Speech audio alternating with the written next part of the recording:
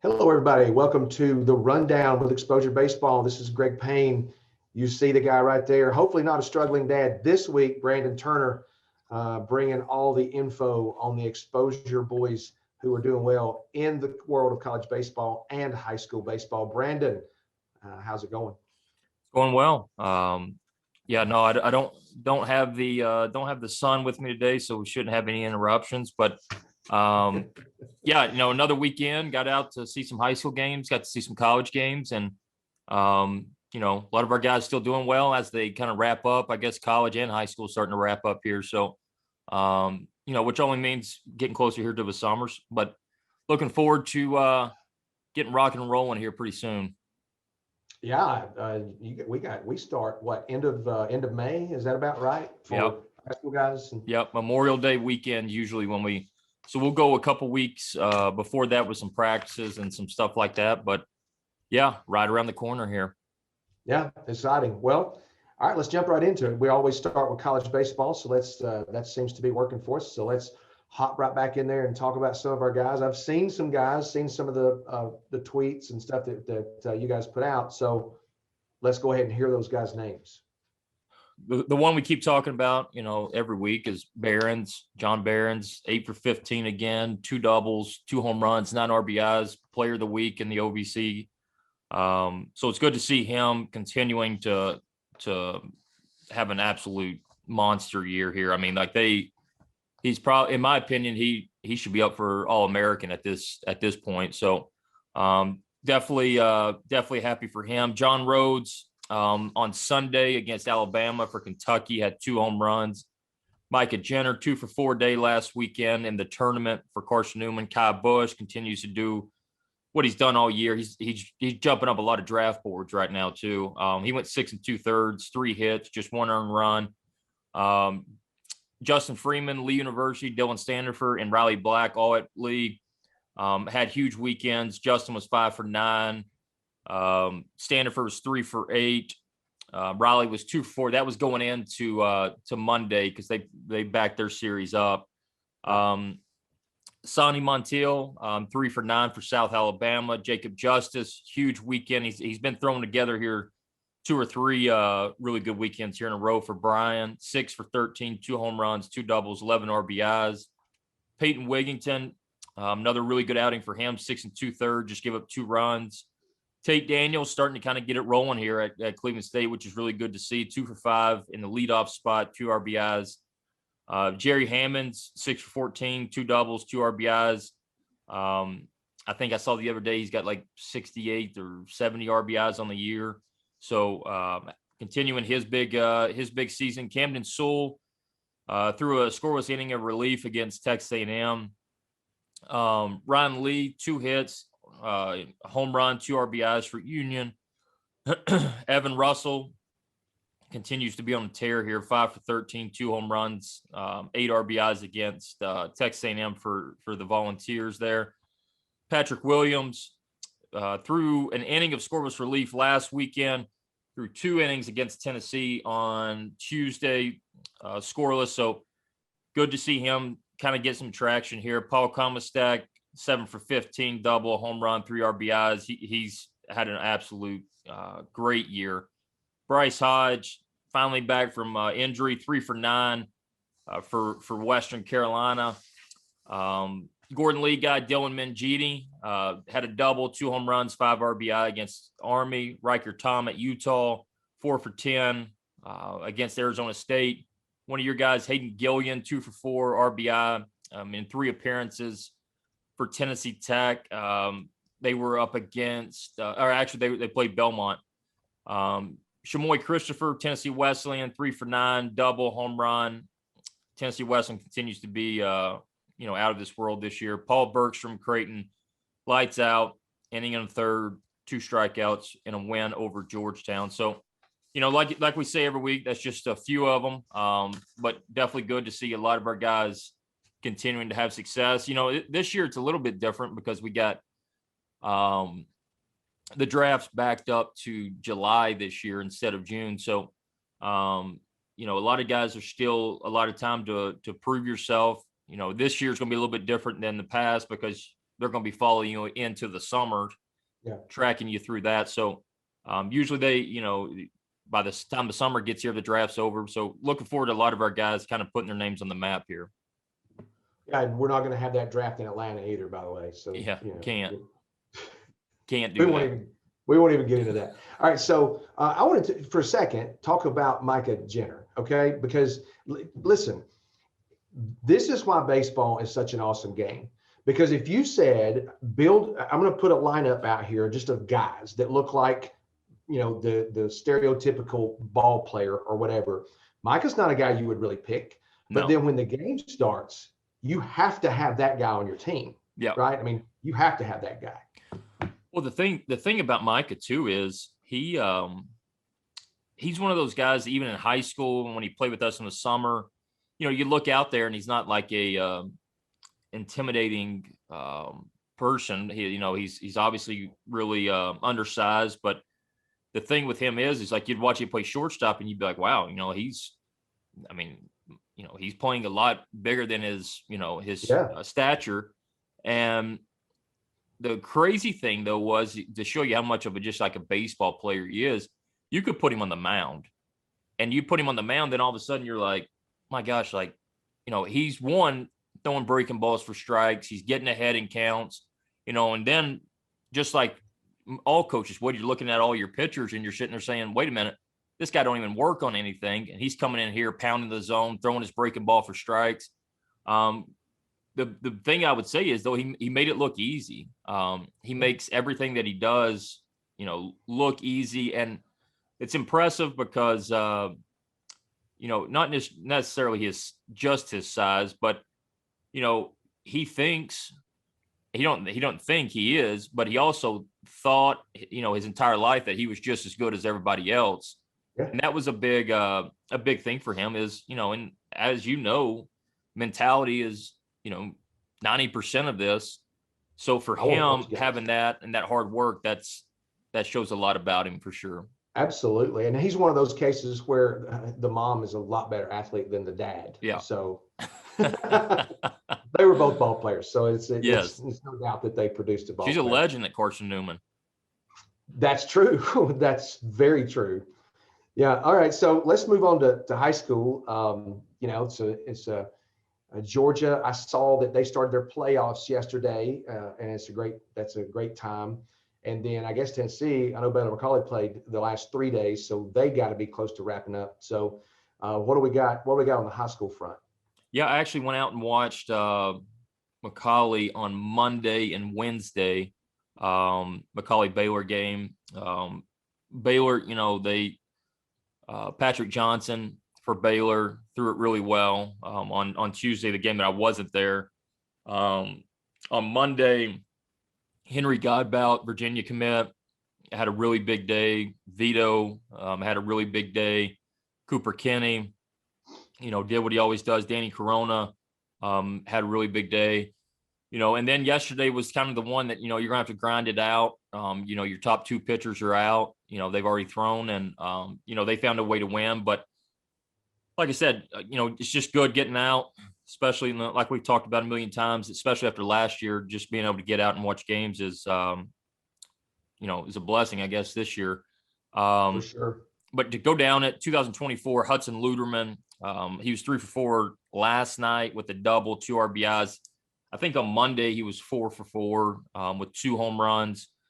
He's just a freshman, so good to see him doing really well for Knox Catholic. Jackson Steele had a home run last night for Carter. Blake Shelton, 2 for 3, home run last night for Carter. Brendan Siegler, 2024 Tennessee commit, 2 for 3 last night for Farragut getting a win over Maryville. His brother, Hudson Siegler, ETSU signee, 2 for 3, double, 2 RBIs. Kentucky signee, Tanner Kim, continues to have a really good year, 2 for 4 last night for Farragut. One of your guys from last year, he's on a tear right now, is MTSU commit Luke Johnson, 3 for 3 last night, double, home run. The night before, he had 2 home runs, 1 from each side of the plate. So he's having a really big year. Yeah, I mean, he's one of those guys that when he's on, and it's going to be hard to stop him when he's on. And he's got a motor. He plays 100%. Yep. Yep. Let's see. Riley Byers had another really, really big outing there. Turner Junkins, MTSU commit 2023. He was 4 for 6 with a double, 4 RBIs. And that was on Monday. Aiden Gibson, 3 for 4, double, 2 RBI for Walker Valley against Saudi Daisy.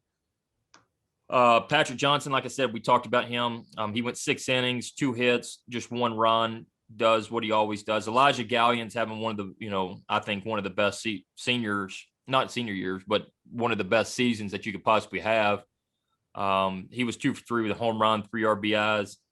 Like I said, Hudson Luderman, another big day on Monday, 4 for 4. Brady Smith, he's an arm that's he's got a lot of talent. He's from a small town up there in, around Knoxville and Granger County, but he's starting to open a lot of eyes, and he's been opening eyes. 6 innings. He just gave up 1 run while striking out 7.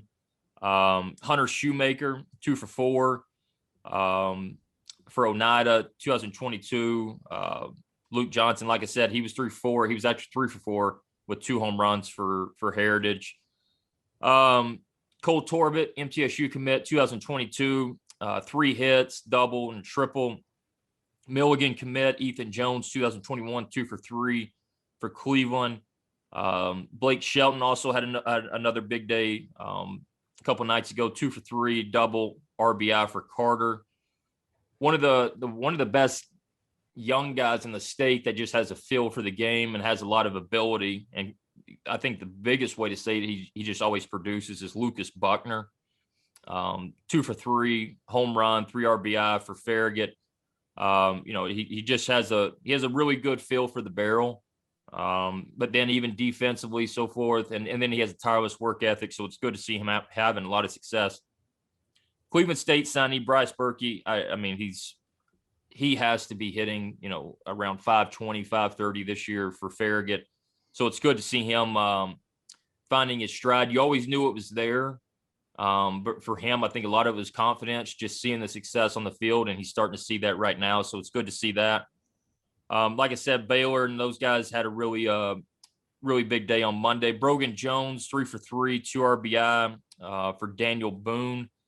2024, Brody Johnston, 2 for 2 with a double for Boyd. Also went 3 scoreless innings on the mound. Perry Griffin, 2022, 3 scoreless innings for Boyd. Also went 2 for 2 with a double.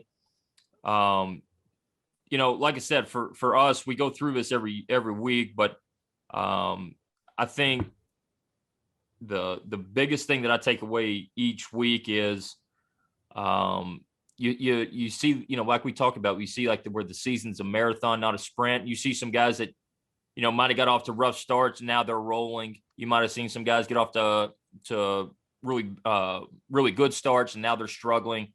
So like I said, it's one of those things where, you just stick to it, keep pedal to the metal, and things will even out for you. So it's good to see a lot of our guys finishing strong here, on the back end of the season. That's right. I mean, and hopefully we'll have some state champions out of that group, and we can come on and talk about that too. So, all right, let me bring another name out that you talked about, Riley Byers. It seems like we've been talking about him all year long. So what can you tell me more about Riley Byers? Yeah, Riley for me is one of those guys that he wasn't one of these kids that was told how good he is his entire life. He was not one of these guys that, just went out there and was, the best player ever. But the thing with him is he was the guy that was going to work. He's going to figure out what he's doing wrong. He's going to work tirelessly at it. He might have to go through some ups and downs to get to where he's at right now. But he, as a coach, and this, he's one of the best players in the sense of most enjoyable for a coach when you sit there and say, okay, this guy is, self-made almost, and he worked, he made himself into an unbelievable left-handed pitcher. And on top of that, I'm not going to get into it out of respect for him and the privacy, but he's been through a lot. He's been through more than, any 15-year-old kid should ever have to go through in his life. And for him, I was extremely happy to see he was named Pitcher of the Year in his district. And it's a really good district. He was named Pitcher of the Year from Gibbs High School. But he's one of those guys that, like I said, he's the reason why you do it. There's a lot of, it's not just with baseball. It's, throughout everything in life, a lot of self-entitlement, with kids right now. And then you got a kid that, worked hard even before he went through some of the things that he went through, and then went through things that kids can't even imagine going through. And he still continues to work. He continues to strive to want to be better. And for him, he's one of those kids that he deserves everything that he's getting. He deserves all the success that he's had. We were talking, me and Cody Church, Bo Shears, and a couple others talking about the other day. He's probably one of the proudest kids that we've ever had that, just continues to get better, keeps his nose down. So extremely happy for Riley. Because like I said, he was named Pitcher of the Year in that district. So well-deserved for him. That's great. That's great stuff. Great news. And it's, for me growing up, the baseball field was the sanctuary. It still is. And so for Riley to be able to put all those things behind him and get out there and succeed, I mean, probably, and I hope this is the case for everybody, when you step on that field, man, you don't think about anything else. You just think about the game. You just think about what you have to do. When you step off that field and real life hits you again, sometimes it's tough, but the things that happen on that field can prepare you to make the off the field stuff a little more tolerable. For sure. A little better. No doubt. It's an escape. You get to turn off the outside stuff for a couple hours. And, like I said, he's one of those kids that even off the field, he is unbelievable. He's an unbelievable kid, tireless worker, all that stuff. And he's one of those kids that, one thing I will say is I'm sure he makes his mother extremely proud. Just because, like I said, he's everything that you would want your son to be. I have a son, you have a son, he's exactly what you would want, your own son to be. So, there's a lot of times in this stuff that you sit there and say, a kid that I don't want to say doesn't deserve it, but, very self-entitled and, he just gifted talently, It didn't earn it. Yes. And he didn't have to necessarily earn what he has. It's good to see somebody like this that's been through a lot of stuff and he continues to earn it every single day. So like I said, he's what you epitomize, when you talk about a really good player off and on the field. So extremely excited for him. In a world full of people who wake up standing on third base and think they hit a triple, guys like that are refreshing. So absolutely, it's easy why they stand out. So yeah. Well, that's good stuff, and I don't think we can even top that. So we're gonna shut it down right here, with no screaming kids over the sidelines or anything today. That's good content, Brandon. I appreciate it. And is there anything else that you need to throw in there before we wrap up? I think that's it for us. Just kind of following here at the end of the season, but looking forward to it. That's right. And soon we'll be talking about the tournaments and all the championships that eXposure wins and all the fun things, and continue to talk about the kids. So for Brandon Turner, this is Greg Payne. This has been the Rundown with eXposure Baseball. We hope you have a great week.